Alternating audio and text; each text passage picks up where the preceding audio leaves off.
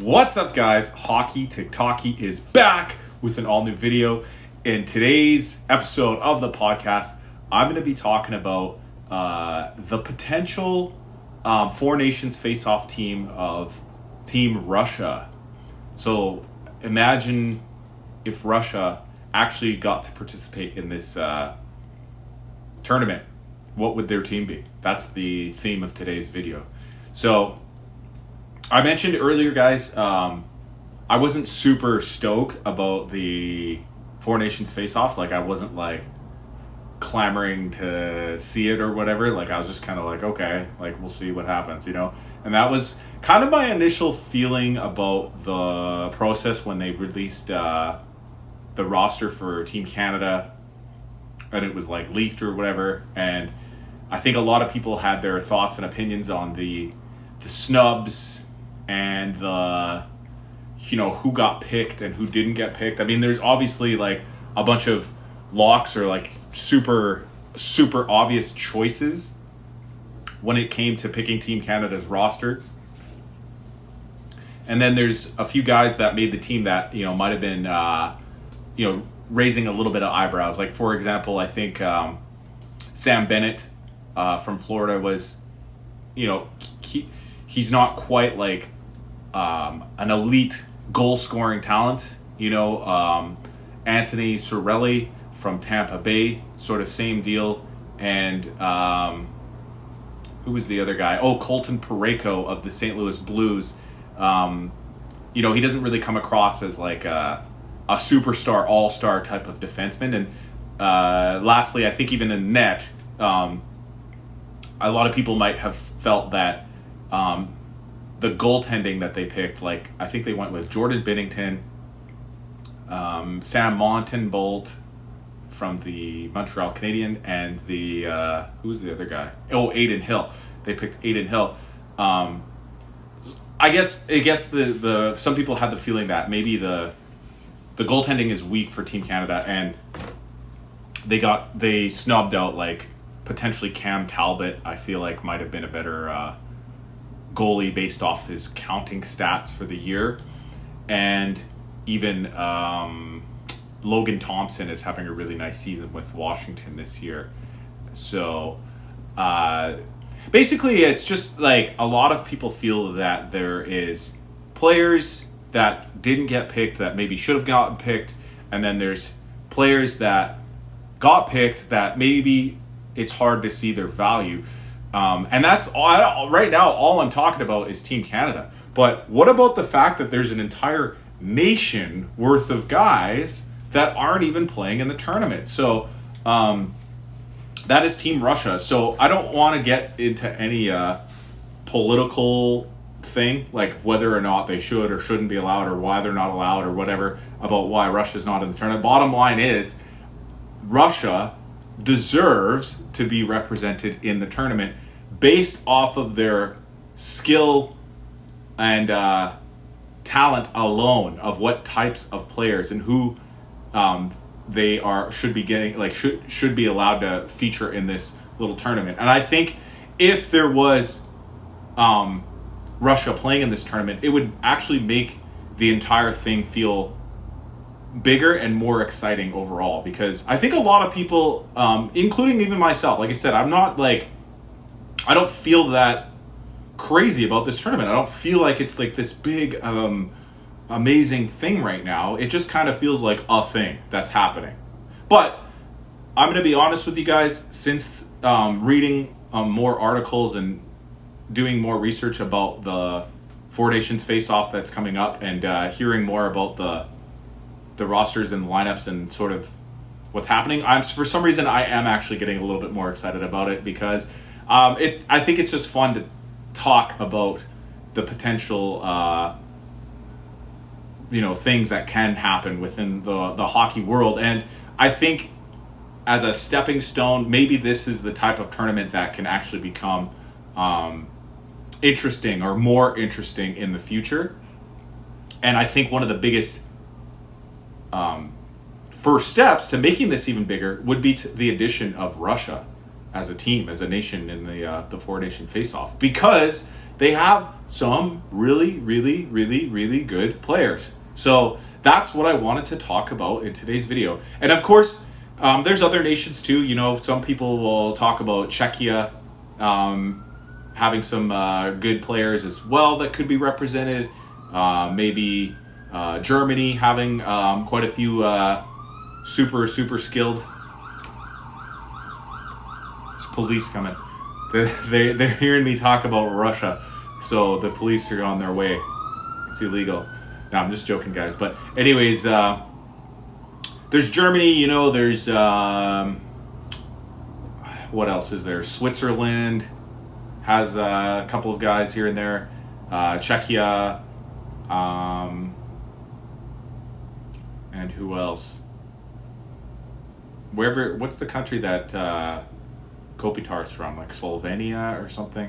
Anyways, there's a few countries that also could potentially put up a pretty decent team, and I think it's more fun with more teams. But for now, in this video, I'm going to be focusing on Team Russia because of their superstars. They have some of the best players in the world playing right now.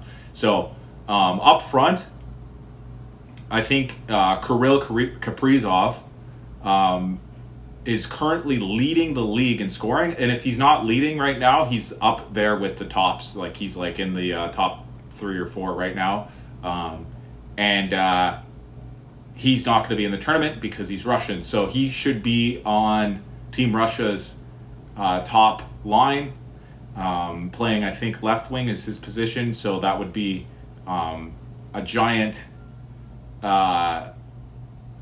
omission to have him not playing in the tournament. And I think that Kirill Kaprizov would represent his country well, because if you stack him against the top left wing of almost all the other announced rosters, I think that he would be right up there with the stronger rosters, which are Canada and USA are probably the strongest two rosters when it comes to their top forward lines. And I think Kirill Kaprizov skating at the top left wing position would be right up there. On right wing, we have another player that is arguably in the same stratosphere as the current greats of this generation. So when people talk about who is the best NHL hockey player right now, who is the best in the world, I think most would always say that it's Connor McDavid.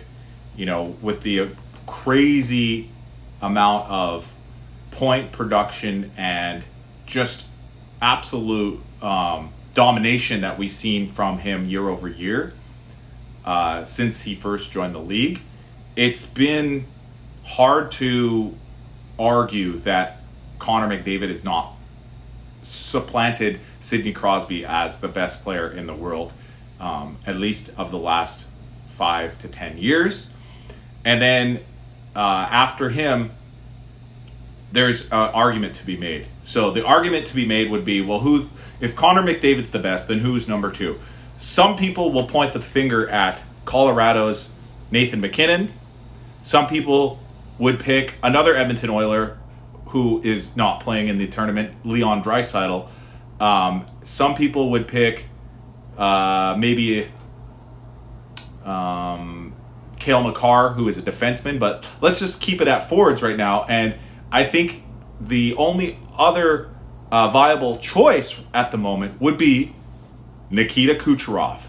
Nikita Kucherov is one of the only guys that has been able to outperform Connor when he's at his best and put up more points than him in a single season in the last little bit. You know, it's almost every single year. If Connor's at full health and plays all games, he usually will end up winning the Art Ross Trophy for most points. But Nikita Kucherov is the one guy that I think is in the same stratosphere, the same level as some of those other great players of this generation that we're talking about. So Kucherov and Kaprizov would be the left and right wing for Team Russia. Secondly, on line 2, I would have Alex Ovechkin playing left wing.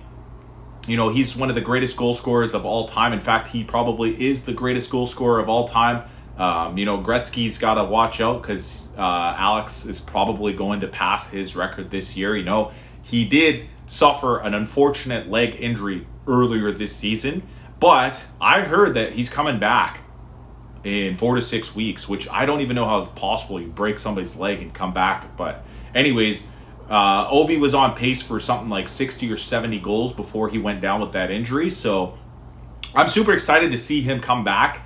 And if he did come back in time for this tournament, I would stick him on a line with Ivan Barbashev of the Vegas Golden Knights. So Barbashev was actually off to a super scorching start at the beginning of the season. I don't know if you guys recall, but he was actually listed as like one of the top 2 or 3 scorers at the beginning of the year, along with his line mates Mark Stone and I think Thomas Hertl. They were leading the league for the first week or 2 of the season until some other guys got hot and took over the scoring race.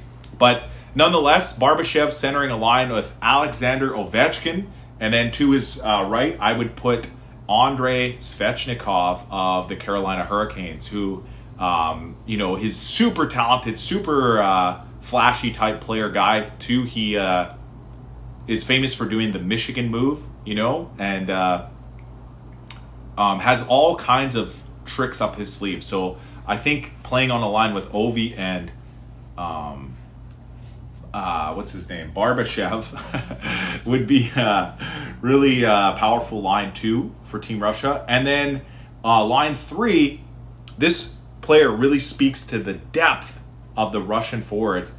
Artemi Panarin has been a Hart Trophy player, a Hart Trophy candidate, somebody who could be arguably in the top 5 players of the NHL right now, year in and year out, and he would be playing on Russia's line 3 for my fantasy roster. So that's incredible to have a guy of that caliber, that far down the depth chart for a team's fictional 4-nation face-off roster. And I think he would be able to bring scoring to a line that's typically seen more as like a shutdown line. So in their center position, I would take Vladislav Nemesnikov from Winnipeg because he has the skills to be a third line center. He's actually more of a shutdown type player compared to a lot of the flashy and dashy forwards for Team Russia. He's one of the probably most responsible defensively players on Russia's roster as far as the forwards. So playing with a guy like Panarin would be an adventure for him, but I think it would be really strong. And then at his right wing, I would put a rookie named Matvei Michkov from Philadelphia. So we don't know too much about this guy. He's new to the league, so there's not much of a book on him, but I think it would be really impressive to see him playing along with Artemi Panarin. And finally, line 4 for Team Russia, I actually picked the 2 wingers from Columbus Blue Jackets' first line, Dmitry Voronkov and Kirill Marchenko on left and right wing. So these 2 guys are actually a scoring line for Columbus Blue Jackets playing with Sean Monahan, their center. In this fantasy roster, though, I'm going to take Pavel Buchnevich from St. Louis to be their center. I know he typically plays wing for St. Louis right now, but he has played center in the past, I believe.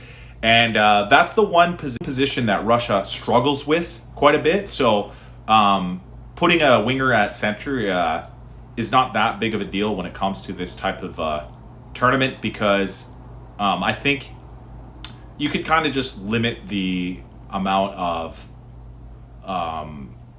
important face-offs that he has to take and just send out those 3 guys as sort of like another scoring line for a team that already has some of the top scorers in the league like Kucherov, Kaprizov, Ovechkin, Panarin, already on their roster. So that's a stacked forward group for Team Russia. And then as their defensemen, they have some strong candidates as well. There's Mikhail Sergachev, who can play with Ilya Lyubushkin. And then there's the roller coaster ride known as Nikita Zadorov, who could play with another Columbus Blue Jacket, Ivan Provorov. A lot of ovs and I know. And yeah, a lot of ovs on this team. Because the other guys I got is Dmitry Orlov and Vladislav Garikov as their defensemen. So those are the defensive pairings for Team Russia. And then finally we get to their goaltenders, guys. If Team Russia had if Team Russia had a team in the Four Nation face-off, they would probably have the strongest goaltending tandem or trio in the entire tournament by far, with Igor Shesterkin, Ilya Sorokin, and then the choice between two guys from Florida, Sergei Bobrovsky or Andrei Vasilevsky, as their third stringer. It's almost undoubtedly that Russia should be playing in the Four Nations face-offs. Let me know what you guys think about that.